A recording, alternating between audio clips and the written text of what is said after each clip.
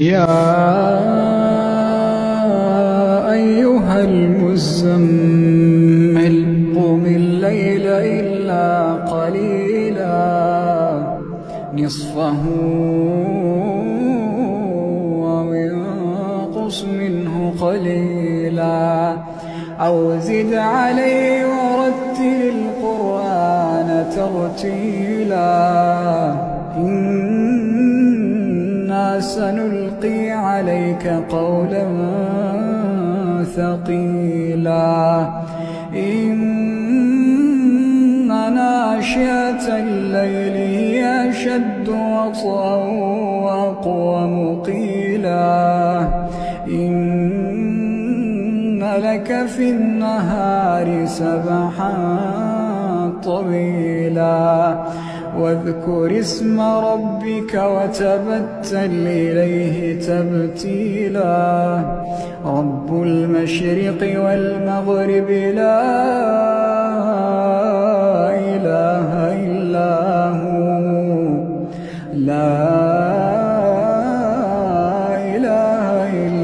هو فاتخذه وكيلا واصبر على ما يقولون واهجرهم هجرا جميلا وذرني والمكذبين أولي النعمة ومهلهم قليلا وذرني والمكذبين أولي النعمة ومهلهم قليلا إن لدينا أنكالا وجحيما وطعاما ذا غصة وعذابا أليما يوم ترجف الأرض والجبال وكانت الجبال كثيبا مهيلا إنا أرسلنا إليكم رسولا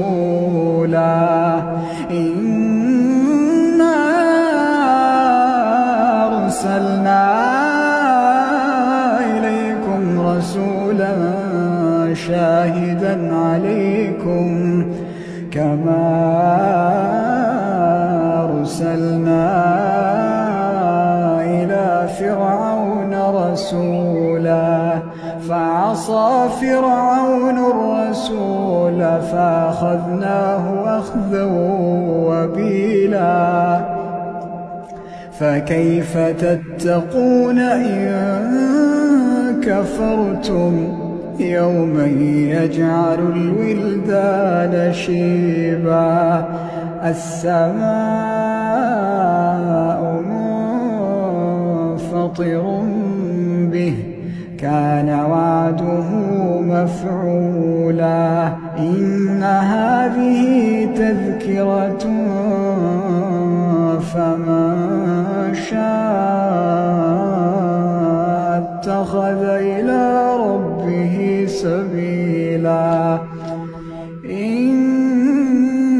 ربك يعلم أنك تقوم أدنى من ثلثي الليل ونصفه وثلثه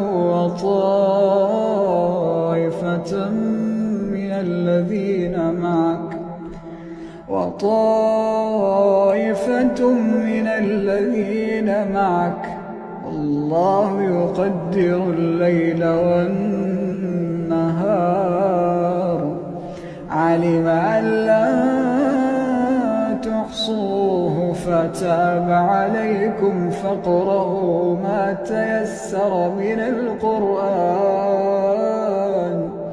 علم أن سيكون منكم مرضى وآخرون يضربون في الأرض يبتغون من فضل الله وآخرون يقاتلون في سبيل الله فاقرؤوا ما تيسر منه